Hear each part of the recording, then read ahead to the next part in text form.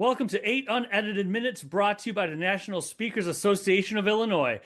Getting your speaking career off the ground is a labor of love. Consistently scaling it over the years is a huge accomplishment. I discuss how to do both with my guest, Jim Cathcart. Jim is one of the most award-winning speakers in the world. He is a past president of the National Speakers Association's National Board of Directors, a member of the Speakers Hall of Fame and the Sales Hall of Fame in London. His TEDx video has over 3 million views, which puts it in the TEDx top 1%, and he's written 28 books. Jim has been a full-time speaker for 50 years. We dive into topics including how to pick the best niche in the beginning of your career, why being a problem solver is the highest paid role in the industry, how to stay relevant as you scale over the years, the one thing above all else that you need to do to successfully build and scale your speaking business, and more golden nuggets of advice. You're going to love this show.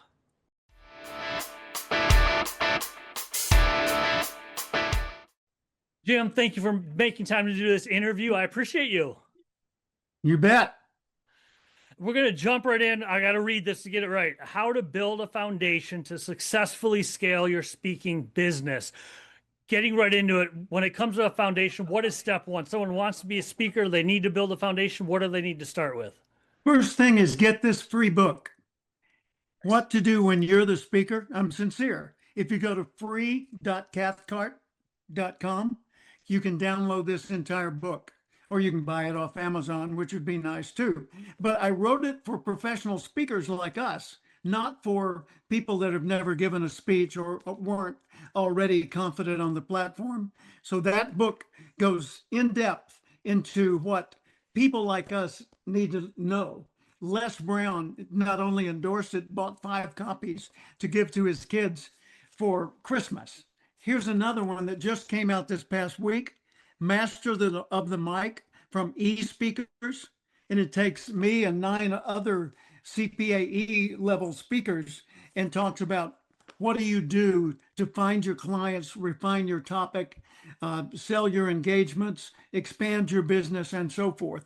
Best book I have read ever on our business and how to grow a speaking practice.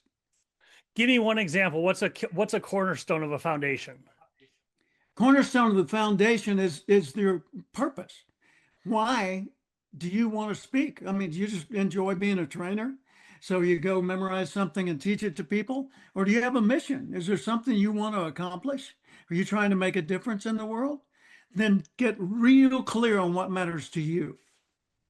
So once you find a purpose, okay, I'm ready to move ahead. I found my purpose. How do you move ahead publicly as far as getting gigs? What do you do to market yourself? It's like a tree. You got to grow where you're planted before you send out roots to explore a new location. So find out what's your natural market right now? Who could you already get in front of and start showing what you can do and asking for guidance on who you ought to be talking to next. So don't think so much about going and making sales. Think of going and having conversations. Hey, Mark, who should I be talking to about this? And then follow those referrals. So once the referrals start coming in, what does the planning look like? You got a gig coming up. What do you do to make it successful? First thing is you gotta have a message, market, and mileage, which follows what we've been talking about. What is your message? Who's your market? The first market, and you can expand, and get mileage. Get in front of people in bad situations as well as good ones. Speak in a room where the building catches on fire, in a room that's too cold or too hot, a room where the speaker before you used up all your time and now you've got 10 minutes to do a 1-hour talk. Speak in a room where the introducer insulted everybody and said, now, here's Mark Carter, maybe he can motivate you. You know, go into a room where you're sick and you don't feel like showing up, but you still got to do it. You know, so if you don't have the mileage, then you don't become bulletproof. So once you start getting mileage and you move, even if it's a little bit, you move into paid speaking. What does that look like? Do you get even more focused on a niche? What does it look like once you start Yeah, getting paid? well, I would begin online. I would begin not so much with the in-person focus as getting onto podcasts and doing interviews and creating little webinars and just create content that shows the value of what you do. Don't think of showing off, showcasing, being, like a performer on stage. Think of reaching your audience. And at the end of each of my uh, promotional recordings, I always say, come with me and let's discover how much more successful you could be. So focus on your audience and get your message out there in ways that people could, if they were checking you out, stumble across those and see what you do.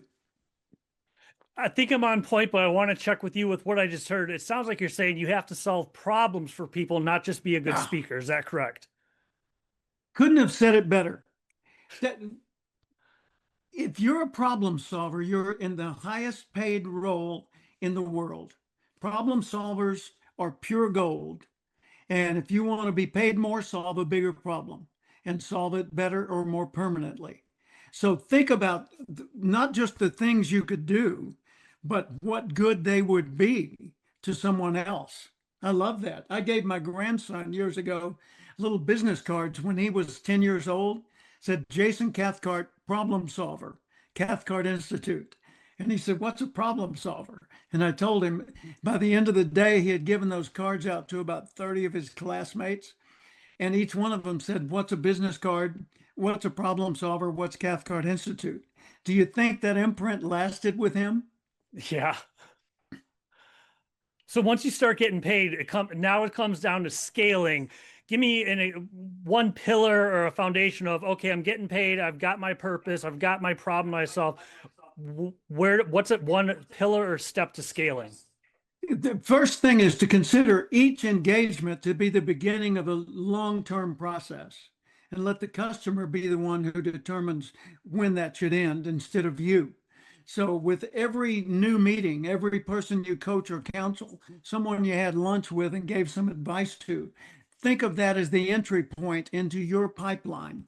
And your pipeline over time will have books and training programs and mastermind retreats and seminars and workshops and collaborations and co-authorships and custom versions of your programs done for individual companies and name it, right? It's all about finding the medium that best delivers the message that people are willing to pay because it solves a problem. And then let's say once now you've scaled, you've got a successful business. How do you keep fresh? How do you maintain success and not just be what so many people speakers do? They're a blip on the radar and then boom, a cliff. How do you keep on keeping on? What's the story there? Well, first off, when I was 28 years old, I did a seminar and they said, when do you expect to retire? I said, never. Well, Mark, I'm going to be 80 years old in September. And I have no intention to slow down at all. My body and mind might. And if they do, I'll quit. But until then, I'm in it to win it. I'm all in.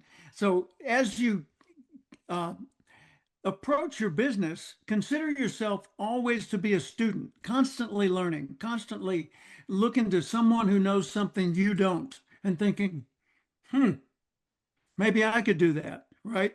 Rethink what you do every year. For me, September 1st, rethinking day every year. And I rethink my entire business. And then between Christmas and New Year's, I spend that whole week re-examining each of the major aspects of my life and setting goals for the coming years. We have covered a lot of ground in a short period of time when it comes to building a business to scaling a business, whether it's reiterating something you said or something new. If you said at least do this one thing, at least to build and scale successfully, do this at least, please. What would you tell speakers to do? Find a way of saying the value that you deliver. For example, they say, what do you do, Jim? I help people grow. I help people succeed.